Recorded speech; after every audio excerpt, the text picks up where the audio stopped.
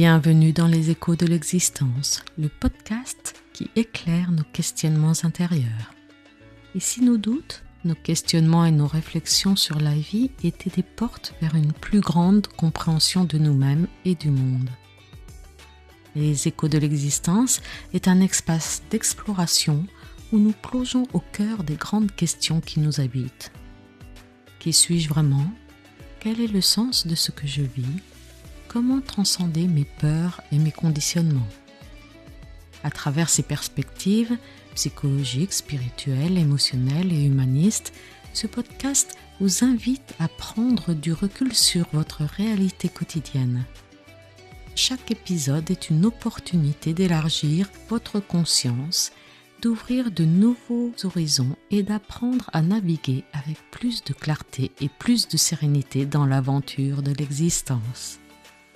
Alors laissez résonner ces échos en vous et avançons ensemble sur le chemin de la conscience. Bienvenue dans ce nouvel épisode des échos de l'existence que j'ai appelé Lâcher prise vs dépassement de soi, quand le développement personnel nous met la pression. Depuis ses débuts dans les années 70, le développement personnel, parallèlement au développement économique, met l'accent sur l'évolution de l'être humain. Les notions essentielles mises en avant sont le fait d'adopter une vision de la vie plus positive, le fait d'être soi-même, le fait de maîtriser l'art de vivre, d'écouter ses émotions et de développer sa spiritualité, mais aussi d'être bienveillant envers soi ou de prendre les choses en main.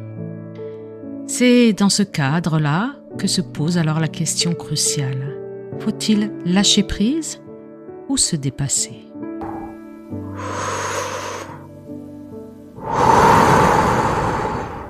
Ce sont des questions qui s'imposent quand les circonstances de la vie que nous menons ne nous satisfont pas et que nous avons besoin de changement. Imaginez une personne qui traverse une période difficile au travail. Elle se sent fatiguée, démotivée, et en même temps, on lui répète qu'il faut tenir bon, qu'il faut se battre, ne rien lâcher, parce que ça vaut la peine, parce qu'elle a déjà mis beaucoup d'énergie.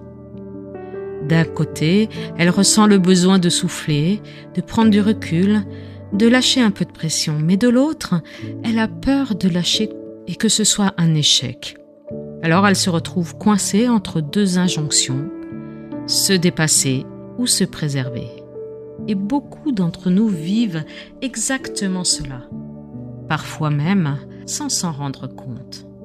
Certains d'entre nous ont connu des moments de surmenage, et ce type de questionnement en sont une des causes. Et il y a quelques années, alors que j'occupais un emploi qui me passionnait, les conditions de travail étaient particulièrement difficiles. Longtemps, je me suis dit que je ne pouvais pas arrêter. Je me suis trouvé de multiples raisons pour garder ce poste, faisant ainsi preuve de dépassement. J'espérais que tout cela s'améliore si je persévérais, jusqu'au jour où je me suis rendu à l'évidence que rien ne changerait et que je devrais lâcher prise.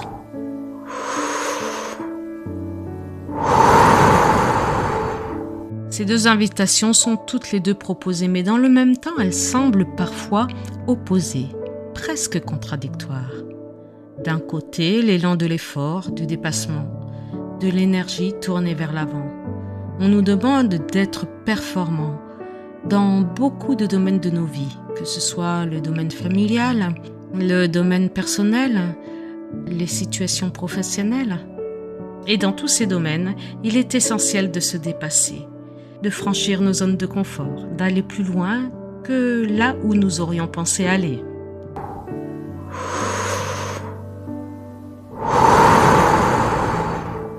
D'un autre côté, il y a la sagesse, du renoncement, de l'accueil, du lâcher-prise.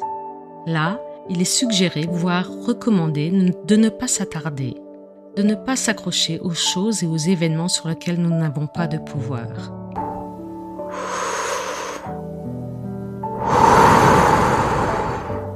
Mais alors, que choisir ? Comment s'y prendre pour aborder notre vie ?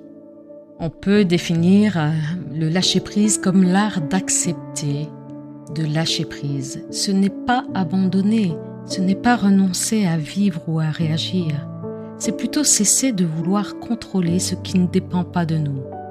C'est le fait de reconnaître que certaines choses appartiennent à la vie, au temps et aux autres. Lâcher prise, c'est souffler, c'est renoncer, c'est se délester d'un poids inutile. C'est accepter qu'il y ait une part d'inconnu dans notre vie, une part d'imprévu que nous devrons accueillir et gérer. Si l'on prend cette métaphore souvent utilisée pour illustrer cette notion, c'est un peu comme si vous tombiez dans une rivière avec un fort courant. Et au lieu de se laisser porter quelques instants pour reprendre ses repères, pour retrouver ses forces, on se met à nager à contre-courant de toutes ses forces. On s'épuise, on boit la tasse, on panique.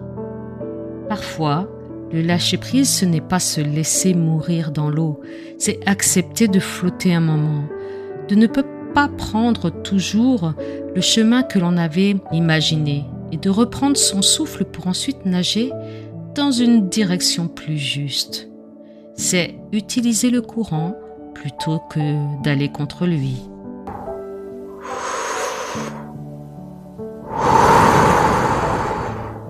Mais dans cette volonté d'aller mieux, d'être plus épanoui dans nos vies, nous cherchons à appliquer certaines consignes et nous tombons parfois dans certains écueils.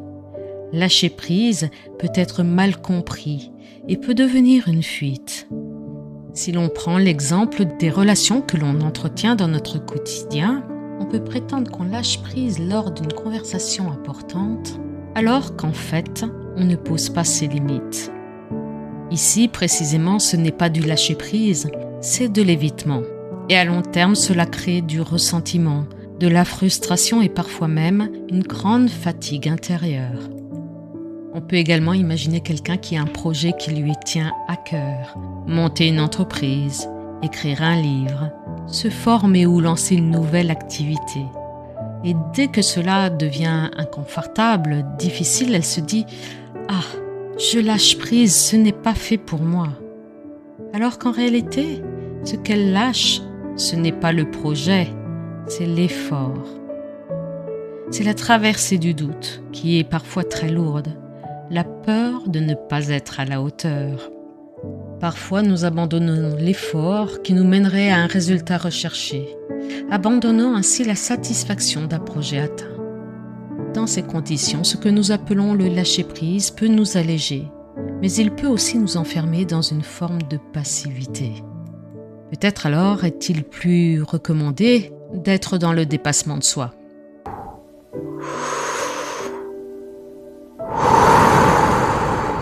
Le dépassement de soi, c'est l'élan vers l'avant. C'est ce qui nous pousse à aller plus loin. Il nous invite à sortir de notre zone de confort, à franchir les barrières que nous croyions infranchissables. Et c'est grâce à lui que nous grandissons, que nous découvrons des ressources insoupçonnées. Il est la force qui nous permet de dire « Je ne croyais pas pouvoir y arriver et pourtant je l'ai fait ».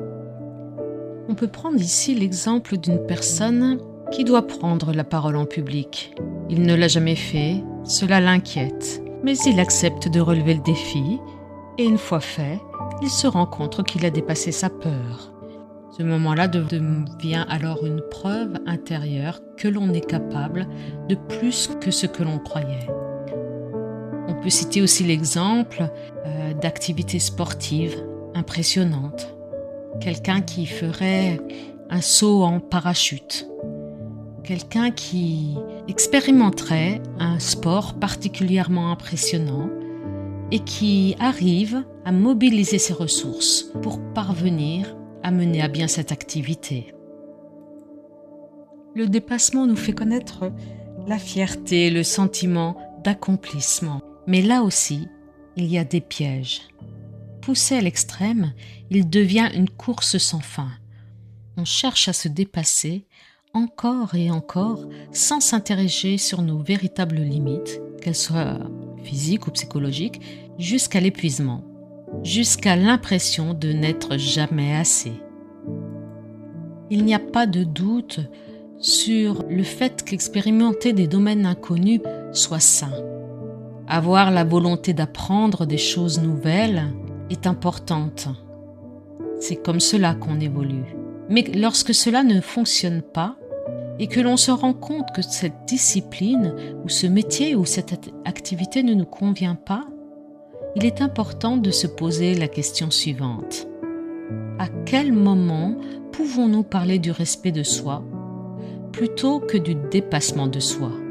Il est important de se demander à quel moment nous ne sommes plus dans le dépassement de soi, mais bien dans l'oubli de soi, de ses valeurs, de ses capacités. Nous sommes dans une forme de violence intérieure.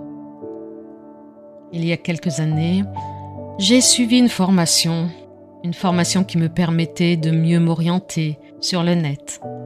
C'était important à l'époque pour le développement de mon activité professionnelle.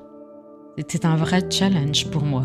Cela m'a parfois mis en difficulté quant à certains apprentissages, mais aussi quant à la nature de ce que je voulais montrer de mon travail. Je me suis obligée à rester dans cette formation, me disant que je pouvais toujours apprendre quelque chose. Mais à un moment donné, je me suis demandé quel était le prix que j'aurais à payer. Le corps a commencé à parler, l'épuisement a commencé à s'installer et la joie à disparaître. Et je me suis demandé à quel moment j'avais arrêté de me respecter.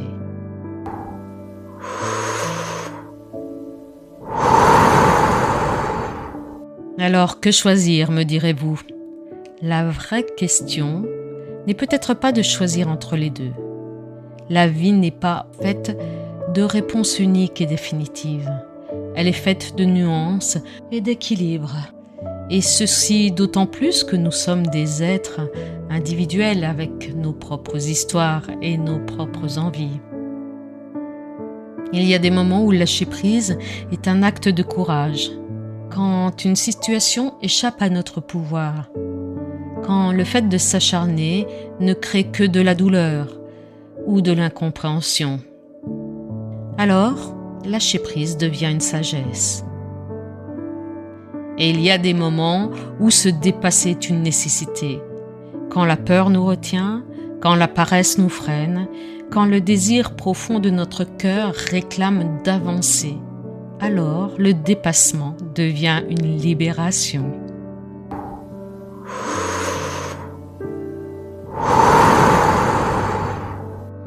La solution se trouve peut-être dans l'équilibre.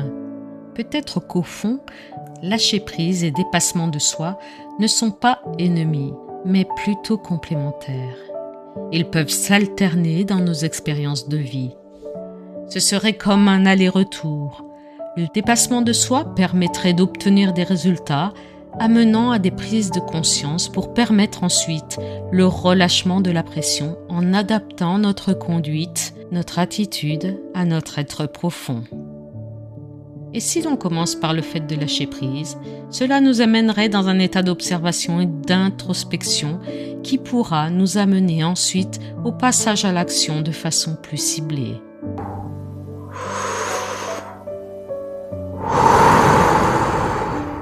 Si je devais résumer ici mon podcast en quelques mots, je pourrais dire que le lâcher-prise nous permet de recharger nos forces, de respirer, d'accepter. Il nous permet de prendre le temps, de prendre du plaisir à ce qui se passe.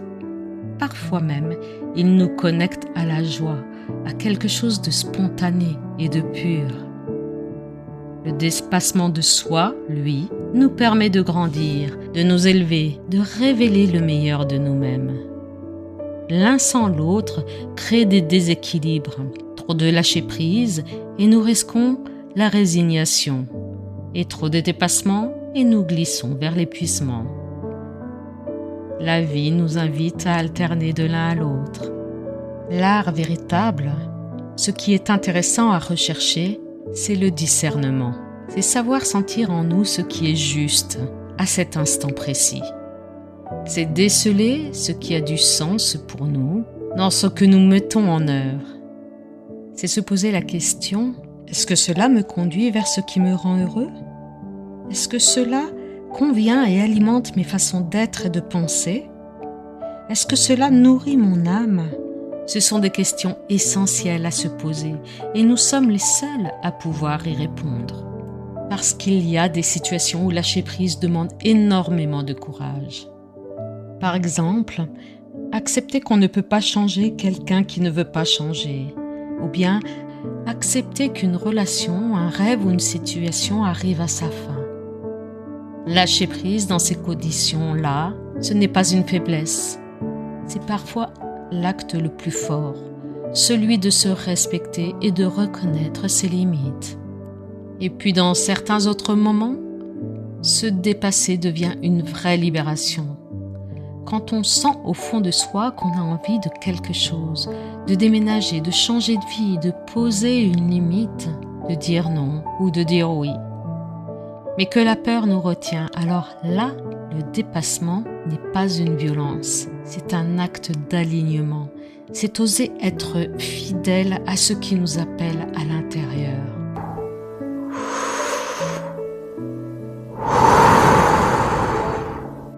En conclusion, lâcher prise ou se dépasser ? La réponse n'est pas à chercher dans une règle générale. Vous ne la trouverez jamais dans les livres, mais dans l'écoute de vous, dans le rythme propre à votre existence. Et peut-être qu'en vérité, le choix n'est pas entre l'un ou l'autre, mais dans la danse subtile entre les deux. Eh bien, nous voilà arrivés à la fin de cet épisode. Je vous remercie d'avoir prêté votre attention. J'espère que cela vous aura interpellé. Et si c'est le cas, je vous invite à le partager avec les personnes que vous aimez, avec les personnes que vous pensez être intéressées. N'oubliez pas de liker et de vous abonner pour que je puisse vous envoyer le rappel des prochains épisodes. D'ici là, je vous dis à très bientôt et bonne journée.